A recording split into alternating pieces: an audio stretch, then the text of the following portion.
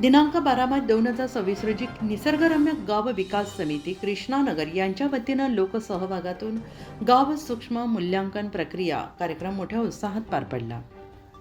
मागील 3 महिन्यात गावात आमूलाग्र बदल घडून आला असून स्वदेश फाउंडेशन यांच्या मार्गदर्शनाखाली आणि गावकऱ्यांच्या श्रमदानातून अनेक उल्लेखनीय कामे पूर्ण करण्यात आली आहेत.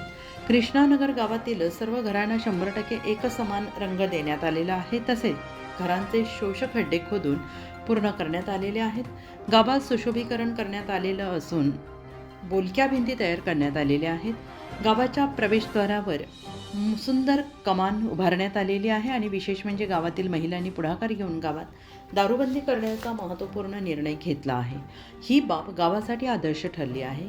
या कार्यक्रमात सुरगाणा पोलीस ठाण्याचे PSI श्री खाडेसाहेब, नायब तहसीलदार श्री पाडेकर साहेब आणि श्री बनसोडे साहेब, स्वदेश फाउंडेशनची सुरगाणा आणि कळवण तालुक्याची टीम, ग्रामपंचायतचे ग्रामसेवक श्री चिंतामण गावित, तलाठी श्री वाघमारे, कृष्णानगर गावचे पोलीस पाटील श्री पुंडलिक चौधरी तसेच गाव विकास समितीचे अध्यक्ष बलवंत अलबाड उपस्थित होते. यासोबतच राणविहीर, उंबरपाडा आणि सुभाषनगर येथील गाव विकास समित्यांचे सदस्य, कृष्णानगर येथील महिला, तरुण मित्रमंडळ आणि ग्रामस्थ मोठ्या संख्येनं उपस्थित होते. सगळ्यांनी या कार्यक्रमाचा मनमुराद आनंद घेतला. उत्तर महाराष्ट्र न्यूज नेटवर्कसाठी पांडुरंग बिरार, प्रतिनिधी सुरगाणा पेठ.